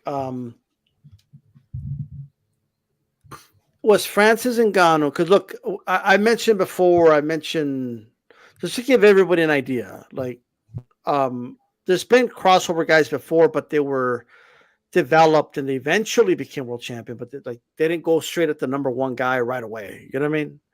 Vitaly Klitschko was a former kickboxer, but he didn't fight Lennox in his first fight. In other words, he was developed. Chris Algieri had some fights before he actually fought for a world title against Provannikov. You know what I mean? Troy Dorsey, same thing. Troy Dorsey did it kind of quick in about 13, 14 fights, but nonetheless, he had some fights. He was a former kickboxer. So it's whatever. But in this case, we can't discount how impressive Ngannou was, even if I believe Fury not have done this great. But is Ngannou just a special case? Is it just the right division, the right natural talent, the right power, right? It just works for him, but it's not. And do you think it's unique to him, or do you think there's going to be other MMA guys finding success in the other divisions? Let's start with you, Gonzalo. Well, I could say that it wasn't an ordinary performance. He did very well, especially because he fight a heavyweight that's more on the mobile side. That's got good legs. And like I said, the feints didn't work on Ngannou, but Tyson Fury is a good boxer. He just didn't beat a ordinary, kind of like if you're big and you're not so fast, but then you're facing a boxer that's also big but not so fast. Okay, I would still give you credit if you put up the fight that you did, but not only did you fight a big dude, you fought a big dude that's a good boxer and has got fast hands. And you dealt with them because you stayed composed. You stayed focused during the whole 10 rounds. You're going to lose your shit every time this dude was freaking fainting. You had a game plan where basically you were catching and shooting based on the taller, longer, faster dude. When he got his shots in, you caught those and you were able to reach out and touch him too. So that showed a lot of composure and maturity for a guy that's not a boxer to be able to give a professional world champion that a lot of people were saying that he was possibly one of the, if not the greatest heavyweight of all time. That's really freaking impressive. So will he be is that like a one-off? No, if he did that with him, he's going to be able to do it with other guys because he got a good chin. So maybe if he faces like a harder puncher, okay, we'll see like what that chin is really made out of. If it's really a granite chin. But as far as facing a guy that's got boxing ability, it couldn't got any more special than a Tyson Fury. Because remember when the bell sounded clink clink, this dude jumped on him. He fucking jumped on him. He went out swinging. He threw the first punch. He landed it, but then he saw, wait a minute, this dude could take a punch. Then he got nervous and started resorting to throwing elbows. And even when he landed the elbow, like Ngannou didn't look shook. So we'll see. He's a tough guy, and if he put up with Fury's boxing ability, he's certainly going to be able to put up with the other guy's boxing ability. Like I said, a harder puncher might show us what that chin is really made out of, but that remains to be seen. For now, the chin is good enough. I guess what I'm asking you, Gallo, yeah. is this a unique situation for Ngannou, like for him specifically, or do you think more MMA fighters are going to find success in the other weight classes? Well, like heavyweights, like they throw less punches, so obviously one punch could prove to be like the last punch. You know, you get hit by a heavyweight, anybody can get knocked out. But like I said, Tyson Fury got quick hands, more so like a light heavyweight or a cruiserweight. So, but I think with the lighter weights, it's going to be more skill. So it's going to take a little bit more of a focus and letting your hands go and be able to navigate how you stand and how you let your hands go as far as having that boxing mindset. So it's going to be like more difficult, I think, at the lighter divisions, because now it's really about proving how good of a boxing ability you do have, right? Okay. They're more nimble. They throw more punches and they're quicker on the feet.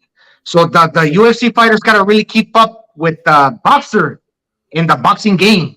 He's got to get out of that square stance and he's got to learn how to throw the jab and put his punches together, right? And mix up the punches instead of mixing the hands and feet, just strictly the hands and defending themselves too. Like I said, heavyweights, you throw less punches so you can kind of see the moving parts. Not want to say more easily, but it's kind of dialed down to a slower pace. But like I said, Tyson Fury throws a lot of punches. So Ngannou did do good. I'm not sure if the lightweights are going to be able to do that. Okay, I got you. Marquez, is this a unique situation for Ngannou, or is this going to be like the whole MMA crowd's going to start coming and wreaking havoc? Like, what do you think? No, actually, I think it's a unique situation for Ngannou in the fact that he got a chance to fight Fury. It's pretty par for the course, guys, because Tyson Fury mailed it in. Stop me if you heard this before. Otto Wallin comes to mind. The third Wilder Fury fight comes to mind. You know, he's been known to kind of slack off here, obviously, and we saw that happen, right? So, I mean, it's just what it is with that. I'm really disappointed, guys, because the boxer in the boxer versus MMA debate should always beat the boxer 99.999% of the time, handedly. Not even close. I don't want to. None of this back and forth stuff. None of this split decision shit. None of this close fight stuff. No, bell rings. Straight through the guard, 1 round knockout, the end. That's the way it should be, right? But no, here we are talking about an MMA guy who slumped a lazy drunk heavyweight at Saudi Arabia. So we're stuck with this until they figure it out. To your point, Gonzalez, I will admit I agree with his point in mentioning that the smaller weights you have to have some better skill and footwork, more importantly, to actually stand up. But I just think Ngannou just caught the right bum on a good night. That's all, and here we are. Joe Habib, is this a situation? Let's assume Ngannou goes on to have a stellar boxing career. Let's just assume, right? Is that going to be unique? That's a big ask, man. Is that going to be unique to Ngannou, or are we going to see more MMA fighters share that same success?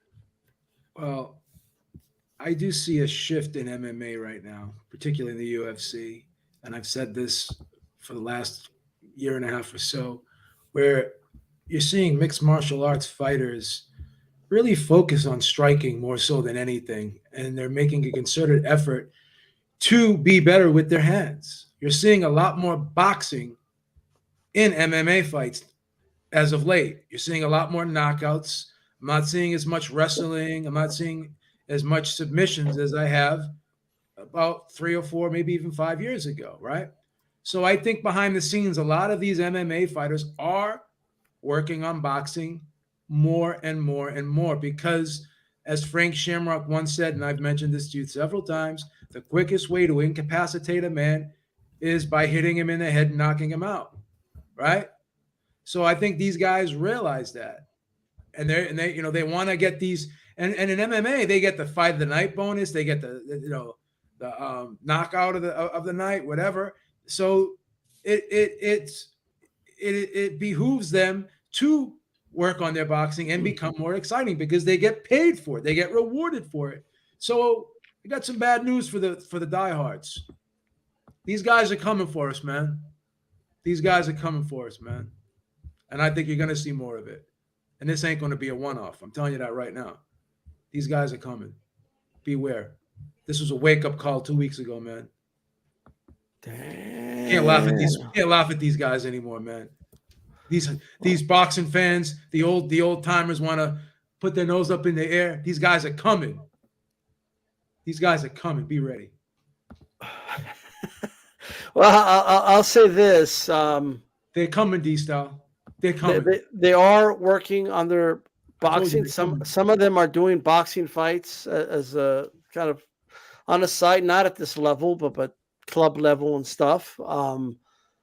But we'll see. Ryan O'Hara, is the success of Ngannou just a very unique situation, or do you think we're going to see more of it? I think we'll see more of it. I feel like Joe's onto something. I feel like a lot of these UFC guys, they're motivated. Yeah, they're broke. It's UFC. Yeah, and there's a lot of money on the line.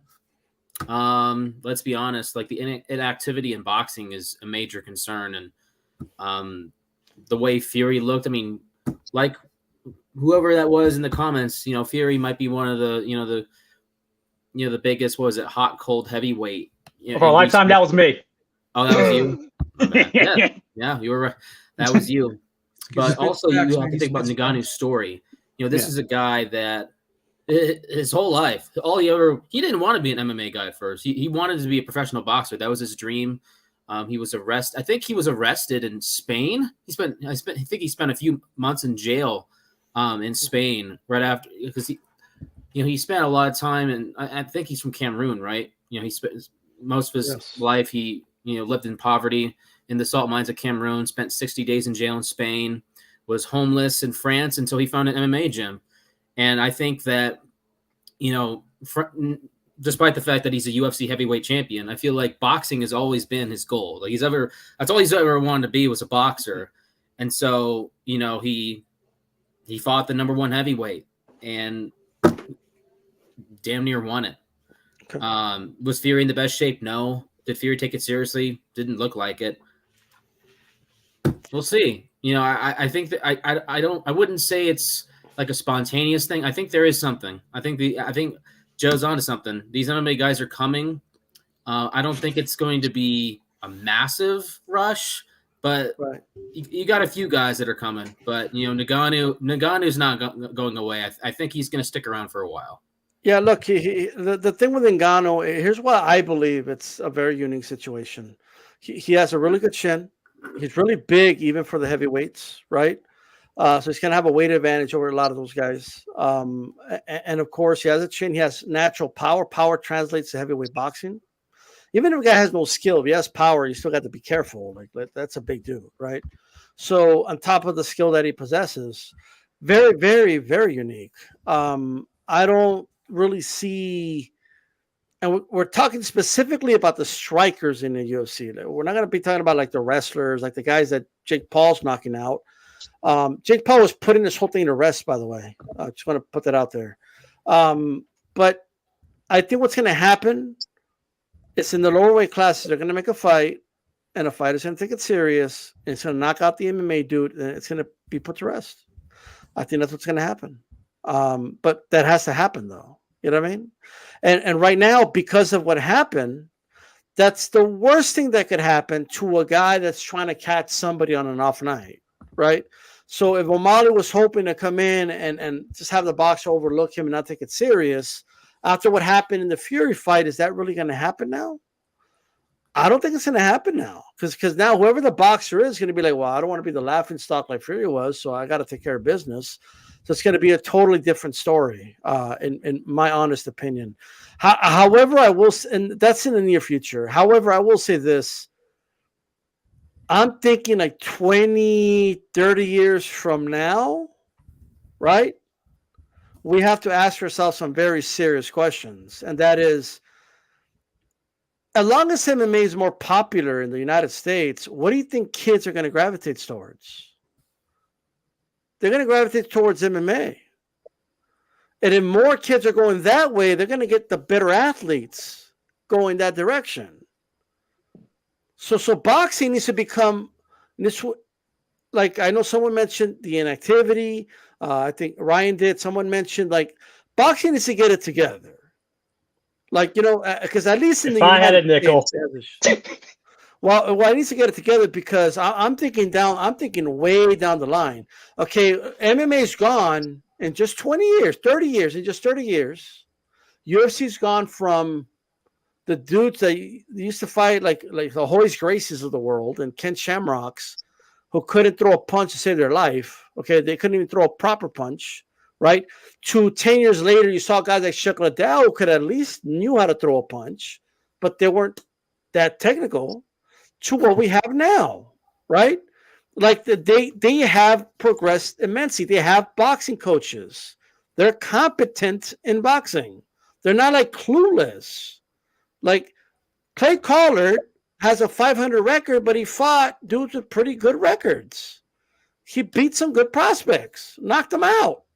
Like, we have to take it serious. Like I'm just saying now, down the line, man, I think 30 years from now, you're going to have crossover guys. You're going to have guys that the welterweight champion of the world is also going to be fighting in the UFC. And like, you know what I mean? You're going to have that. It's going to become normalized, I believe. And I think a lot of kids that are like kind of similar to Thailand. In Thailand, their sport is Muay Thai, okay? However, if they see that a guy has good hands, they put him over in boxing. And I think we're going to see that. We're going to have kids that are going to get in MMA. They're going to be, yo, your hands are really good, kid. Like maybe we got to like put you in boxing as well, like full time. You could do the MMA thing on the side. He's going to grow up doing both, right? Like we're going to see that a lot. It's just going to happen, and people are going to have to deal with it, right? But I asked this last week, Marquise. I know you're very dismissive about the MMA guys. Yeah, they suck. Go on. Well, let me put it to you this way. Yeah. Okay. They're coming. Let me put it to you this way. Pause. So are the cops, but he get a search warrant. But sorry, go ahead. But okay, Troy Dorsey. All right, Troy Dorsey became IBF world champion. All right. He gave some high-level fighters some good fights. Man, we are talking way too much about the IBF on the show today, guys. But I got to go ahead. Yes, we are. If Troy Dorsey was around today, as a kickboxer, more than likely he goes to MMA, not boxing, as a transition, right?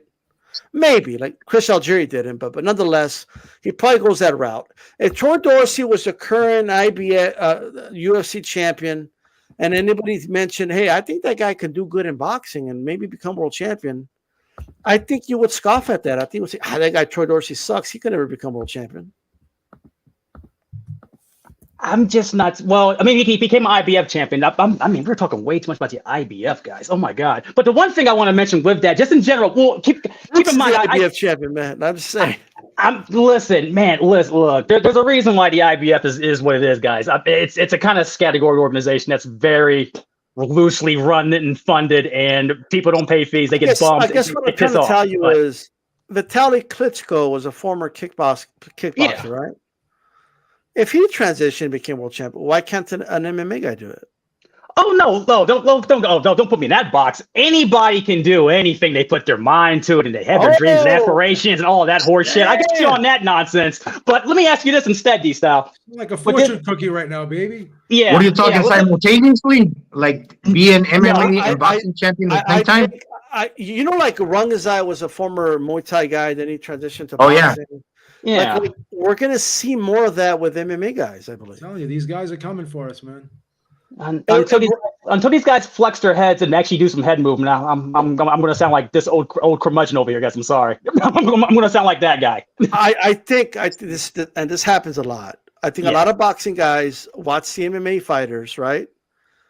They can't move like you do in Marquez of Queensberry rules because there's kicks and there's takedowns and there's other There's other things to look for. Yeah. Yeah. So I think that's the part that I think the only thing I pay attention to is how they throw their hands. But let's be honest, guys. Some of these boxing divisions haven't been that stellar in the last 20 years. Why didn't to answer your example, D-Style? Why hasn't Brock Lesnar become heavyweight champion in boxing? Well, Brock Lesnar is a wrestler. That's he won't be able to do it. But he's a generational talent, man. I'm just saying he put things together. He's out for the NFL. He's out for the NFL, man. You say he can't box? Come on now. Where are we going with this? He would never pass a VADA test. Well, probably. As if these boxers aren't already. Come on now. I'll say this. Jarrell Miller like child's play. Lesnar doesn't have the chin of Ngannou. He doesn't have the striking ability. He can't take a punch like Ngannou. Like, I think we've seen that. Like, you know what I mean? And that matters in boxing. Like that's a big deal. Like taking a punch. But I'm just using a scenario, man, in terms of just generational guys. I'm just trying to give you a hypothetical. Okay, I got you. But to answer that question, I don't think Lesnar's a real good striker. I think that's just the way it is. I don't think Khabib would have done good in boxing. You know what would have been a great boxer? No. Vitor Belfort would have been a great boxer. Yeah, I think he would have. Yeah, that guy probably. can punch. Southpaw. Hey guys, but it's been a great show. I want to thank everyone. Gonzalo, thanks for coming on last minute, brother. I appreciate it. Thank you to Mark. Thank you. Yeah, thank you to Ryan for coming on, and Joe Beeb as always. And just get ready, man. Those guys are coming for us. They're coming, but hey, who knows? It might be exciting times. Who knows, right? They're coming, but man. with that said, this is D-Style Boxing. Keep it boxing. We're out of here, guys. Peace.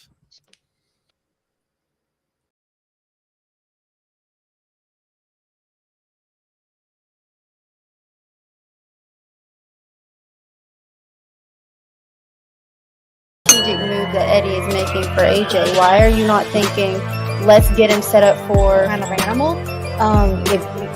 That was years and years and years ago. Like, Clarissa is a way different fighter from when she was back in. Thanks to those joining me live and to those that will be joining me on our defenses that she's had to have recently.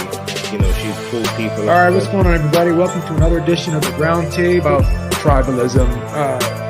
I don't think tribalism is necessarily bad. I just don't think it has to be. I don't know what he think he sees or what he think he know.